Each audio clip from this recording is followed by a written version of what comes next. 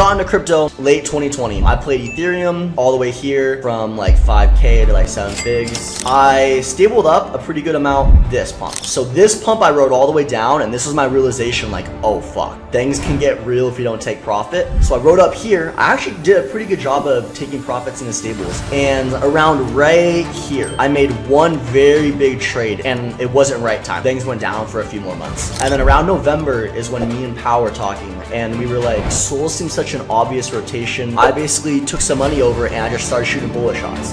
On Myro, I turned 6 Sol into 3,000 Sol. The whiff was my 10th bullet I shot on Sol. I turned around $3,000 into like $300,000.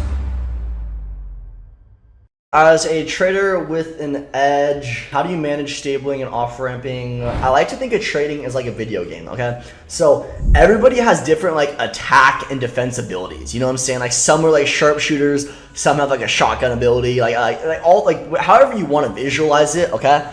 You need to define what your own ability is, but mine personally is a barbell strategy. So I rotate all profits from on-chain trades into USDC in a hardware wallet.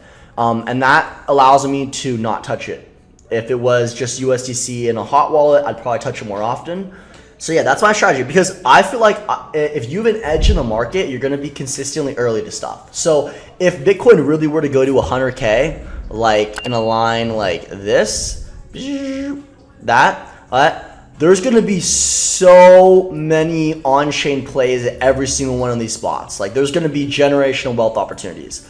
So I'm okay with rotating my profits from any on-chain trades I make here into USDC in case we do go this, you know, then I could have a war chest capital to bid here so that when we go up. Barbells basically is both ends of the spectrum. One is super risk off, USDC. One is super risk on, being low cap in the trenches. How do beginners cook, bro? Just try Memecoins to get rugged and win after a while, or what? Unironically, yeah, that's like the best. Like the majority of traders you talk to in this space are going to say their number one tool is intuition. And building intuition, you can only learn through lessons. Like knowing, like seeing a token in a few seconds, deciding, hey, is this a good token? Is this a bad? Is this whatever? You can only decide these kind of things with experience, you know? Any way to improve intuition faster, like being more aware or the situation faster, not go through too many rugs. I have a tweet I really recommend. This one right here, I'll paste it in chat. So when I had my trading challenge, I ran up 1 mil in profit live on the Telegram in 31 days, and these were my lessons from that. By the way, my mentality right now is like I'm very not trigger happy right now, is that I look at macro conditions versus on-chain like the weather, okay? If macro is red, like it's dark, it's scary, like right now, like we're making higher lows, it looks like we're about to fall off a cliff, okay? I consider this in terms of analogy, like the weather outside is dark and it's stormy and it's raining, okay? There might still be a few gems or gold tokens on the ground that you could find, gold tokens as in like on-chain juicers, but nobody's outside looking for those tokens. Everybody's inside because it's raining and it's stormy. And if you go outside and try to look for them, there's a chance that you get hurt. You slip in the rain, you fall, you get hurt, you lose capital, okay?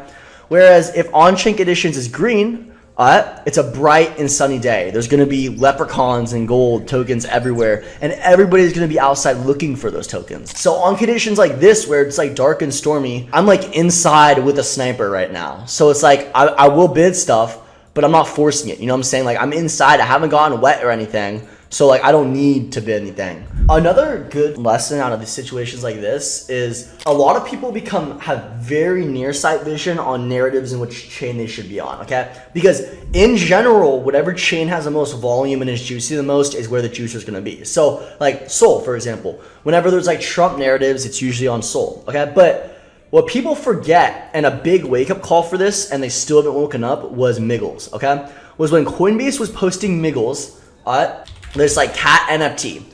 Initially, everybody was looking on Memescope and Pump Fund and Sol for Miggles tokens.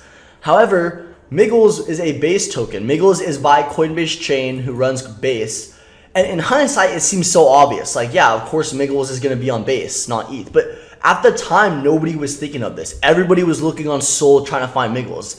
Where in hindsight, yeah, Miggles was a Base meme, and Base is on Coinbase. So like, it just makes the most logical sense for Miggles to go up. And that's what Miggles ended up doing.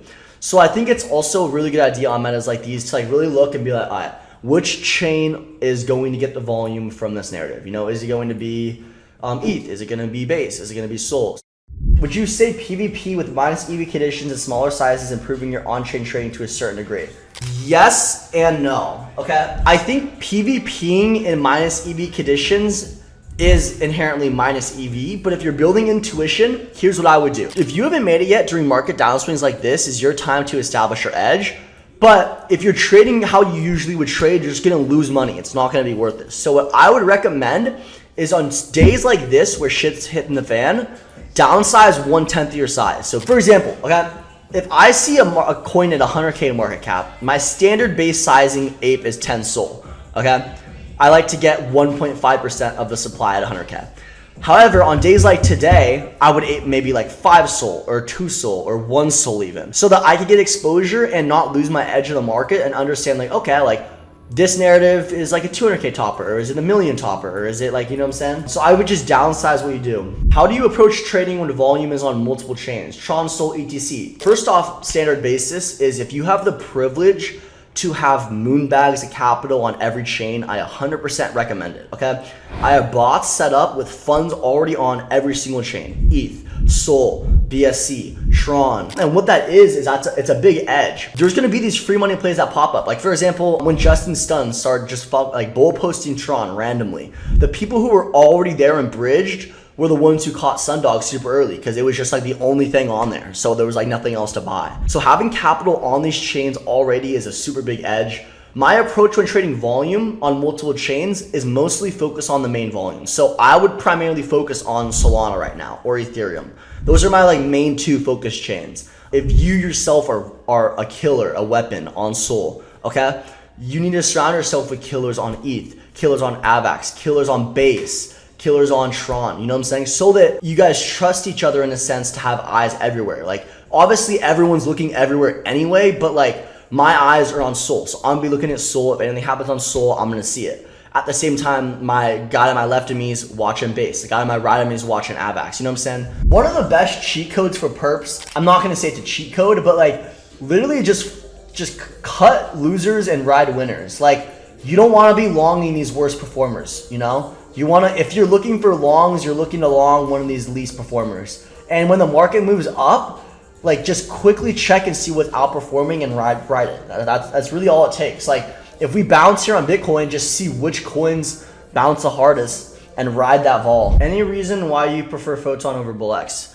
Yeah, well, first off, I'm an advisor of Photon. Second off, it's just smoother, it's cleaner, it's faster. The only advantage BullX has is multi-wallet, but besides that, I'm just used to the Photon UI. I think my transactions are much smoother and faster. Never experienced any lag ever. It was tested through the Jupe launch, which is one of the most laggiest times of all. It's just solid, it's consistent, it works for me, and yeah.